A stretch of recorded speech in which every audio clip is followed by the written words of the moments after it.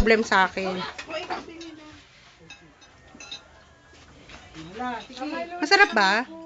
Masarap, ma'am. Ay, mami. Uy, ano lang yan ha? Yung mga patsam ko pa lang yan naluto. Wow! Yes, lalo na yung kung seryoso. Kung di pa ako seryoso niyan, natataranta ako eh. Wow! One more. Uy, very good si Makoy, kumain ah. Hindi yan kumakain. Opo. Yan. Sino pang kulang, be? Usog doon, usog makring. Uli, usog ka doon para makausog si ate mo. Usog. Yan. Mami, wag mo ilalagay, ha? Kain, mami, kung ano kita.